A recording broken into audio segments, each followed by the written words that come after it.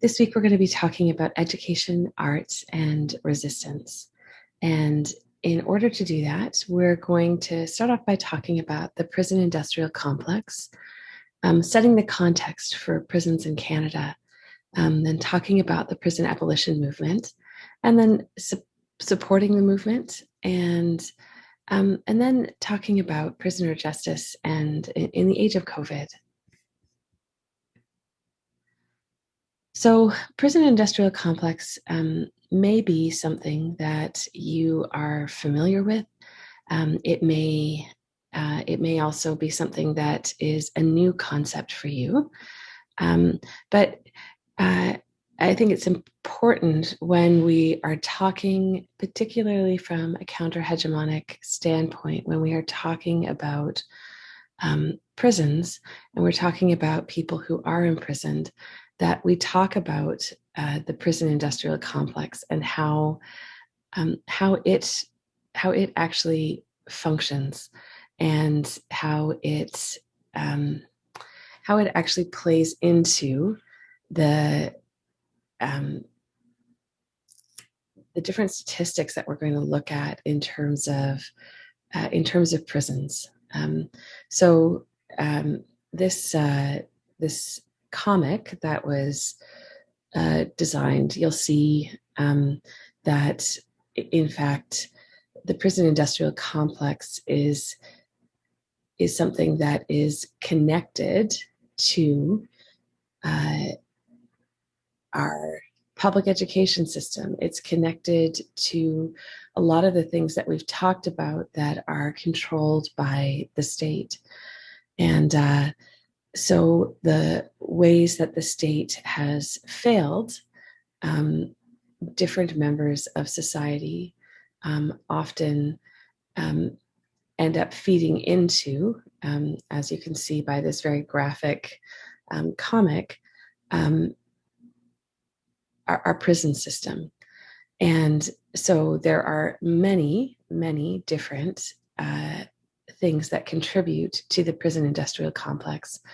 But this particular comic is representing this lack of funding, providing options for different members of society. Another part of the prison industrial complex is also how much different individual members or even the state actually benefits from the prison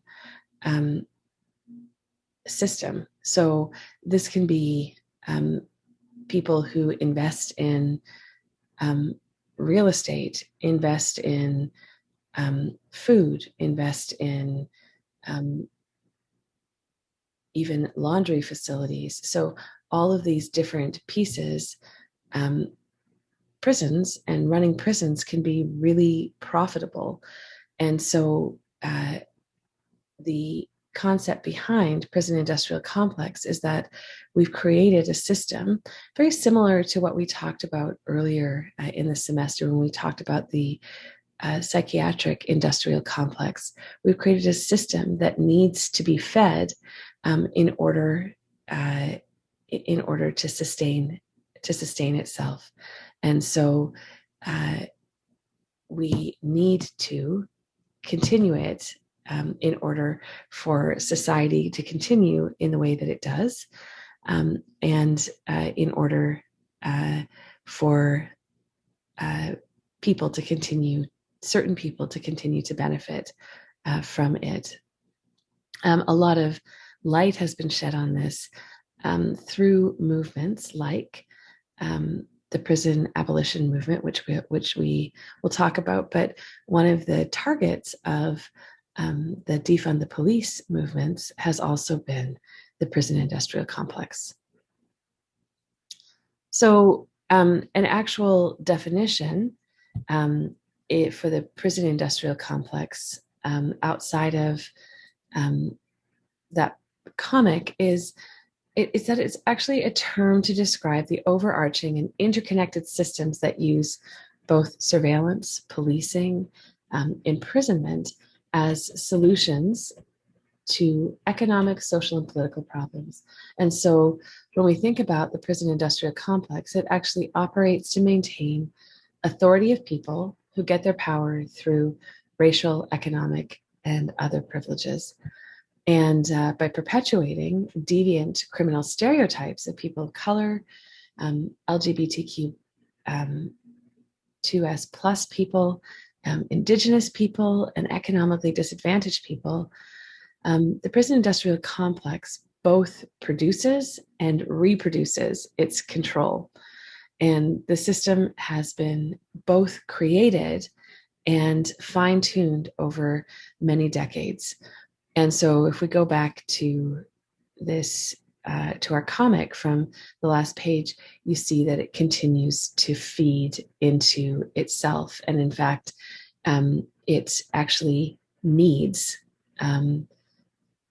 certain structures and inequalities in order that it is fed. So when we think about setting the context for prisons in Canada, these are statistics from a paper from 2018 and a website that was set up, and I've provided the reference in the references at the end of the work cited at the end of the lecture. So in 2016, we know that Canada's crime rates hit actually a 45-year low. And at the same time, paradoxically, incarceration rates actually hit an all-time high. So from this, we know that, in fact, incarceration rates actually don't have a direct correlation between with rates of incarceration.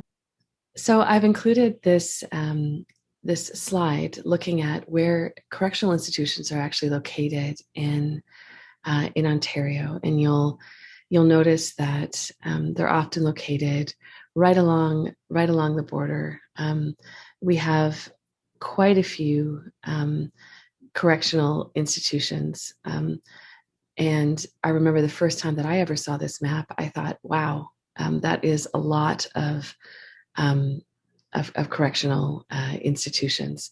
So I always think it's helpful to look at things and to kind of gain a scope of what we're looking at when we're thinking about the context of something.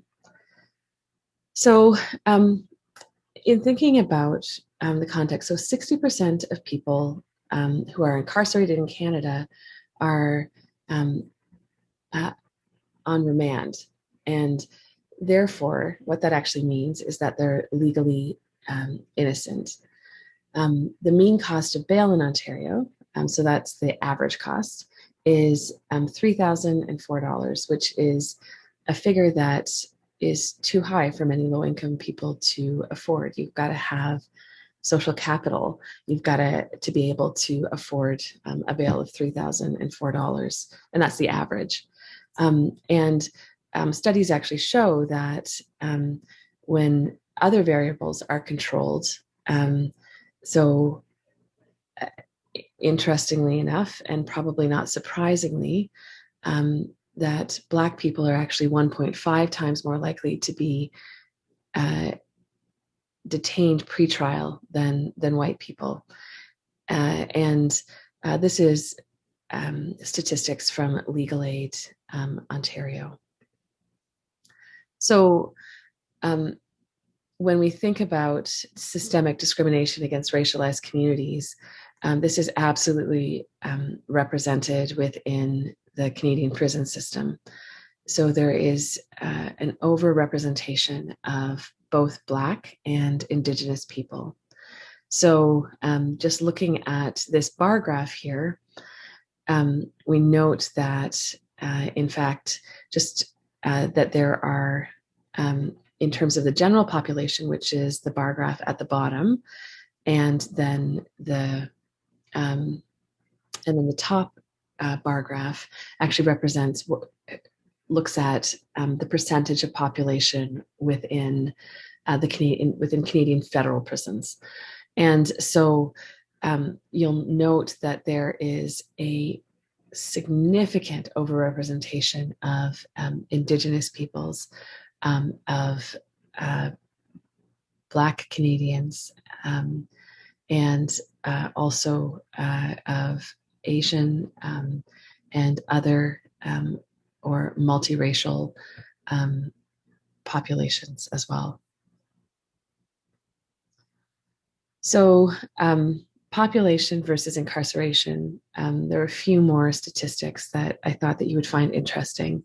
So 4% of the Canadian population is actually identified as Aboriginal. And then the percentage of the federally incarcerated inmates who are Aboriginal are actually 23%. And a percentage of women in federal prison of Aboriginal descent are actually 36%. And on a provincial level, it's actually 41%. When we think about education, education's a right, and it's really in high demand by prisoners, mandated to provide educational programming in correctional institutions. And Correctional Services Canada spends approximately $2,950 per student per year. And that's actually almost 4 times less per student spending by the government of Ontario. So if you end up in correctional services, you are much less likely to receive education, and also the amount that's spent on your education is significantly less. In terms of work within institutions, inmates are actually paid a daily maximum of $6.90 for working at institutions they're incarcerated in. Most of that is deducted, and the rest goes towards basic items, so things like soap, deodorant, stamps, and stationery. And so you'll see 25% is deducted to reimburse federal crown, 22% for food and accommodation, 8% for telephone administration fee, 15% for inmate welfare fund, 10% to mandatory savings, and then there's a small percentage that is left. In 2015-2016, there were actually 1,800 incidents of used force against inmates in federal institutions, which was a 22% increase from the previous year. Like many things, you can also imagine that this may also be underreported. And 36.6% of those incidents actually involved inmates with an identified mental health issue. So there are a few things that you may be familiar with when you think about incarceration. One might be lockdown, the other solitary conditions.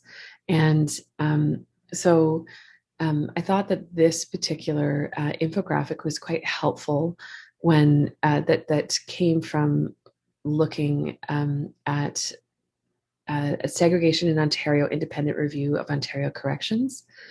And so you're looking at, for lockdown or solitary conditions, that the cell size is approximately 6.9 feet. In lockdown conditions, you're double or triple bunked with other inmates. In solitary conditions, as it suggests, you're usually confined alone. And in lockdown conditions, you're unable to access showers. And there's variable access to showers in solitary conditions. You do get clean laundry sometimes, but you don't have access often. There's no access to programming during lockdown, and in solitary conditions, there's variable access to programming, but very often no access to programming. In lockdown conditions, you're completely barred from accessing telephones, including making any kind of legal calls. And in solitary conditions, there's variable access to telephones, and often there's no access at all. Suicide rates are actually 7 times higher in prison than in the general population, and 47% of those suicides took place in solitary confinement, and 36 of those inmates who suicided had actually been held in segregation for more than 120 days. Canada's prison system has been referred to by many critics as the new residential schools. And there has been a huge increase of incarcerated incarcerated Indigenous population within the last 2 decades. So Indigenous prison population has increased by 37%, and for Indigenous women, 109% in a 10-year period. And Indigenous women are actually the fastest growing prison population, representing more than 35%, as we talked about in the previous statistic. And when we think about 46 Indigenous youth, it's even larger than Indigenous female population. So 46% of incarcerated youth in Canada are Indigenous, even though they only make up 8% of the population. And in Saskatchewan, 98% of female youth in custody are Indigenous. And for Indigenous males, it's actually 92%. And there's a quote here by Michael Champagne, who's an Indigenous youth advocate, who says, "I see Indigenous and non-Indigenous people literally doing exactly the same crime and not experiencing the same amount of jail time, probation, etc." And if you just look at this statistic here, so just this graph here, look at this huge climb between 2000 and 2020. So moving around from 2000, from being less than 18% of the prison population to being over 30% in 2020. And so when we see a devaluing of humanity generally, as we're seeing with attacks on both poor people and racialized groups, on anybody who does not fit into a mainstream white male paradigm, then we start to see that the same individuals who don't fit into that paradigm will either more likely be marginalized, criminalized, and imprisoned, either in prisons or in other institutions.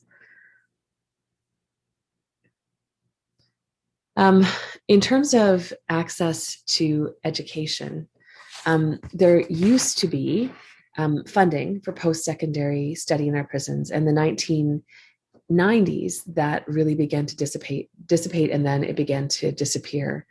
The statutes still say that funds may be available to a learner whose correctional plan calls for more education, but in practical terms, that rarely happens.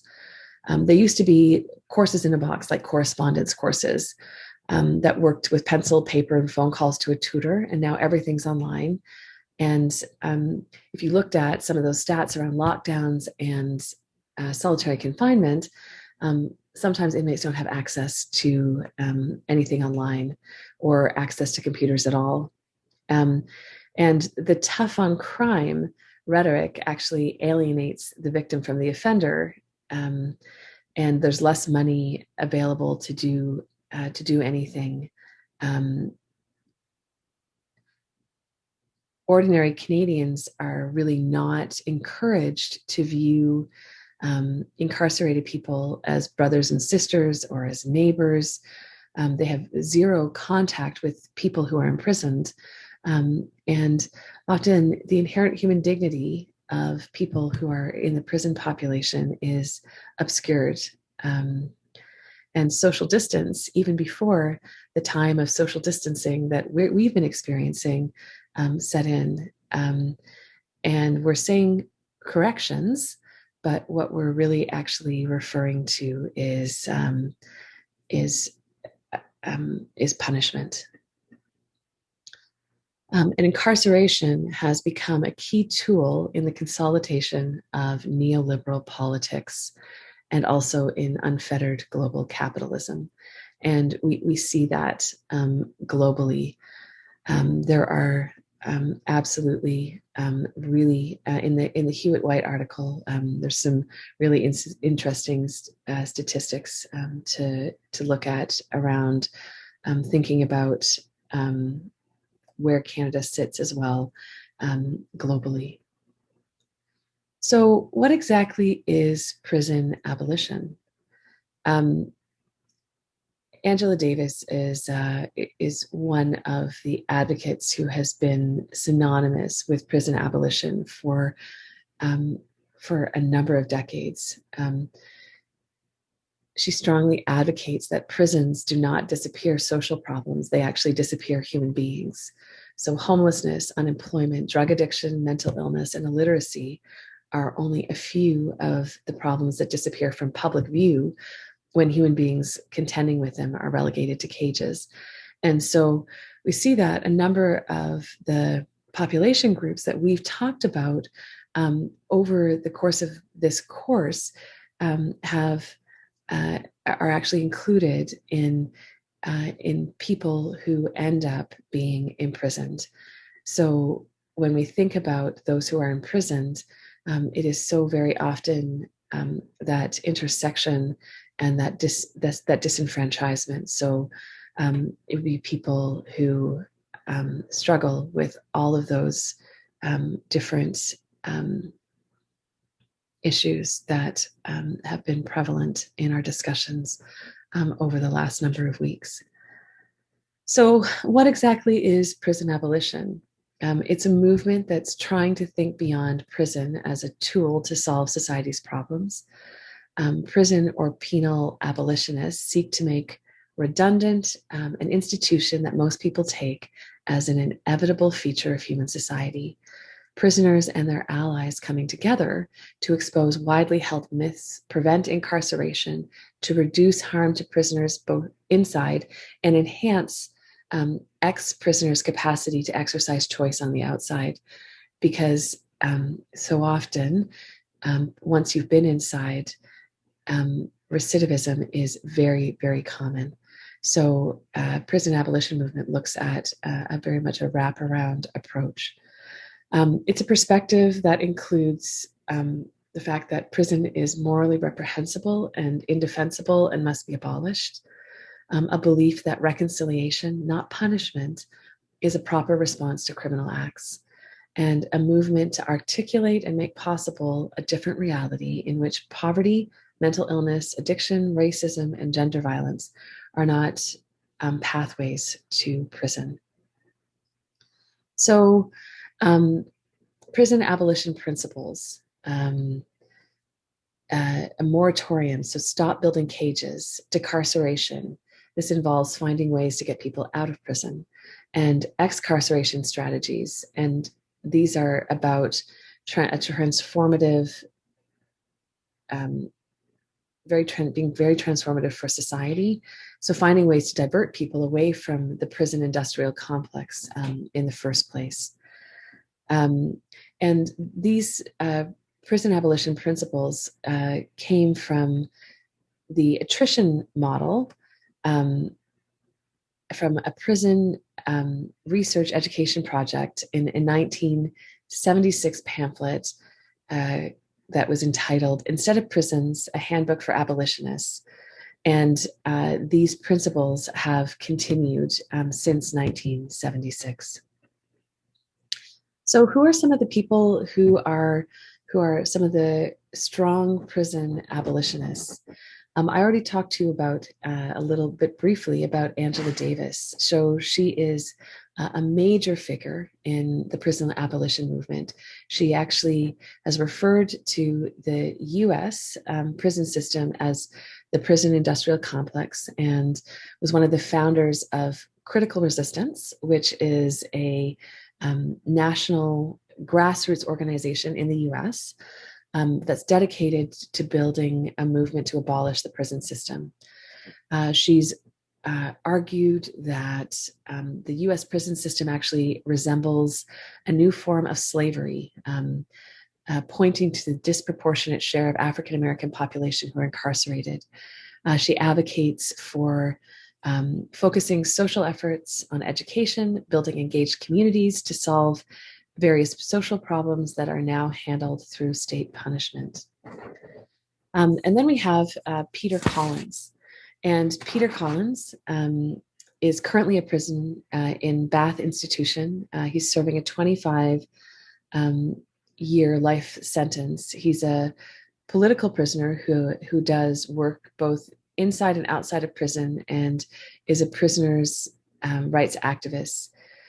He publishes writings and political cartoons online, and through those, he actually attempts to expose corruption through Correctional Services Canada. So Peter Collins is a Canadian based out of Canada. I wanted to also, in one of your readings, looking at joint efforts, and joint efforts is a prison abolition project put together by a number of people. So Emily Aspinwall, Phyllis of Iverson, and Sonia Mariona, they're all part of it. And they're part of other projects as well, like Books to Prisoners and the Stark Raven Media Collective, prisonerjustice.ca. And they're based out of BC. And they're I've included in the works cited and in resources a number of those projects as well. And then Elle Jones, who is actually, she's a poet and a professor and an activist who lives in Halifax. And she was a poet laureate in Halifax for a number of years. And she has been involved in social justice movements, prison abolition movements. Most notable in terms of her work around prison abolition is that since 2016, she's actually co-hosted a radio show called The Black Power Hour on CKDU FM, which is an educational program which provides information on Black history and culture that's aimed at incarcerated people. And listeners from prison get to call in to rap and read poetry that they've written, providing a voice to people who rarely get a wide audience. She's a regular contributor on prison abolition. So when we think about, and this is the same conversation that we had when we were talking about the psychiatric abolition movement and the psychiatric industrial complex, when we talked about the attrition model versus abolition model. And so the conversation around prison abolition, there's a conversation around reform versus abolition. So reforming the prison entails changing its existing practices to make the system a better one. And abolishing the prison entails dismantling it wholesale. So reformers object to how the prison is administered, and abolitions object to the prison's very existence. And a cage is a cage is a cage. We want strategies that let people out of cages, not ones that are for building nicer or better cages. And this would be a very strong statement from the abolition movement. When we no longer call something a crime, we can define the phenomena differently, and we can respond to it differently. And so the prison abolition movement is also about looking at the way that we have structured our society, the way that we've structured crime and punishment differently as well. So um, there are a number of issues that are faced by the abolition movement. When we look at it from a societal level, we look at a devaluation of the other, and there's apathy, ignorance, and fear that are included in this. Then there's the corporate dollar. So then that feeds into that prison industrial complex. So there's a lot of money that's made on the backs of others and bodies that are needed to support an economy. You have politics.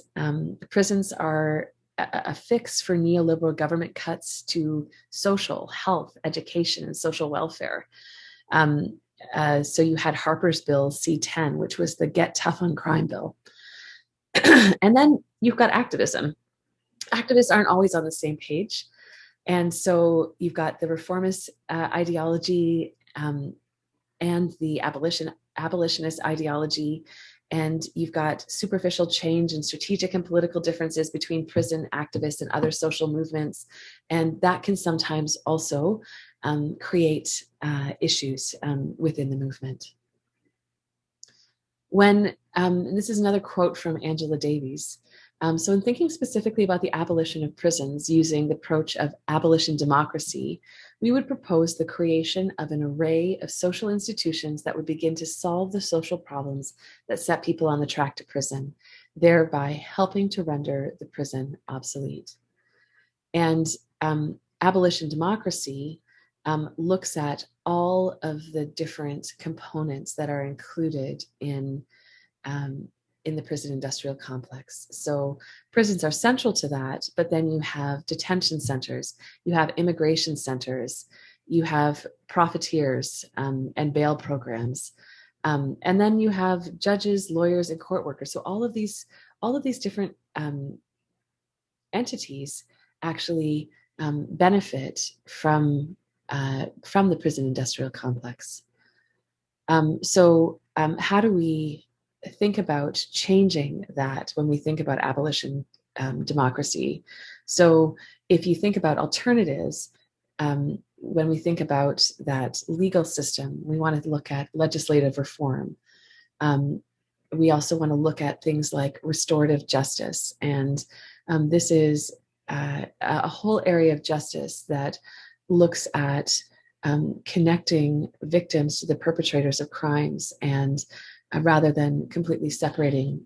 And that's a very broad and simple definition of restorative justice. It's actually in my opinion, a phenomenal approach that actually draws on Indigenous principles. We want to think about decriminalizing different communities, and we want to think about alternatives to incarceration across the board. So there are many different, when we think about the prison abolition movement, it connects to many different movements. So anti-Indigenous racism and anti-Black racism, anti-immigration, there's a correlation between also in gender and climate change and neoliberalism and capitalism. So we see so many things coming together within our prison system, and thereby, when we think about prison abolition, it's addressing a number of different issues that are impacting communities.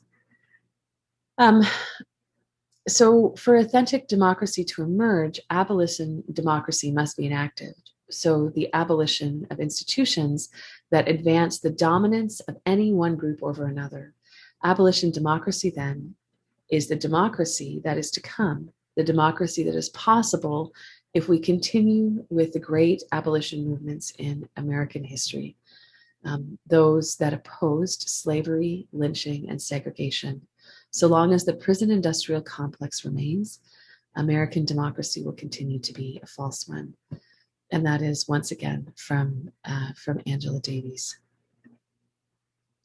So one of the things that I have been particularly interested in over the last number of years is the incredible movements that have emerged out of prisons. And when I was working with my doctoral work, both my master's and my doctoral work, I worked with former political prisoners from Iran. And one of the things that I learned in working with those former political prisoners was that art was an incredible sustaining force within prison systems, and it was life affirming. And there are I learned through my work with that community that there were, in fact, this was very, very common throughout all prison systems. And I had the opportunity to connect with, through my work, with these former political prisoners from Iran and other countries in the Middle East who had come to Canada as refugees, to connect with prisoners from Canada as well, from Grand Valley Institution, and then having a conversation around the importance of art as a tool of resistance and also as a tool of survival. And so I've just given some examples of some different forms of art that have emerged, as well as different resistance movements as well. So EPIC, which is Ending the Prison Industrial Complex, Stark Raven Radio, Black Inmates and Friends Associations, a Toronto chapter, prisonjustice.ca, and Arts Inside and Out. So when we think about supporting the movement, there are lots of actions and future considerations. So some ways that you can do that is to challenge the myth that prisons make society safer, bridge between movements. So thinking about solidarity between different movements. So be curious yourself. Is the carceral state the only way? Join in a movement to begin to help to change the narrative. And I've given you some examples of those movements as well. Recognizing links and accessing resources. And I've also included the Abolitionist Toolkit as one of the resources at the end of this slide deck as well. There are a number of ways that you can specifically support prisoners and prisoner-led initiatives in Canada. And so there are a number of ways that are listed here below. So you can donate, you can advocate, and you can show your support. And there are links to many different ways that you can do that. You can learn more. You can support prisoners' legal battles. Whenever you hear someone say, I think incarceration is just a problem in the US, you can say something, because it's not just something that's in the US. Certainly there are issues in the US, but in Canada, we are still also very much a part of the prison industrial complex. So I wanted to just end today by talking a little bit about what has happened over COVID-19 within our prison system in Canada.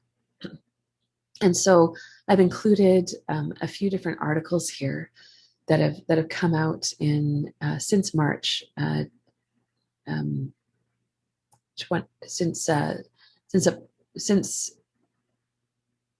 within the last year. So I think the first article that I've got here was from October 2020. And then there's one from December, one from February, and one from March. And it's just talking about outbreaks within the prison system, the fact that COVID-19 intensifies inhumane conditions in prisons, and all of them about worsening conditions in prisons. And during COVID-19, further marginalizing criminalized women, and federal prisons hit twice as hard in second wave of pandemic. And if you actually did a search for impacts of COVID within prison system in Canada, you would literally find dozens of articles written about this. So we see that people who are marginalized and vulnerable become even more vulnerable. And there have been many different movements and actions that have emerged over in particular, the last 6 months, saying this cannot happen. We need to be safe, and that has been a part of the defund the police. It's been part of looking at mental health. So I've highlighted some of these events to you this semester. So there was the Bell Let's Let Prisoners Talk. So looking at Bell's Let's Talk mental health campaign, and the amount of money that prisoners have to pay to talk to their relatives and friends, but then a class action lawsuit against Bell to discuss how the phone system has changed and what problems remain, and to a historic declaration to divest from policing and prisons and build safer communities. And then just last week at Maplehurst, there was a hunger strike. So what's going on inside? And so the Toronto Prisoner Rights Project was looking at the ongoing hunger strike of men that are currently incarcerated at Maplehurst Correctional Complex in response to ongoing human rights abuses and unsafe conditions in the facility that are connected to that have increased and intensified in the last year.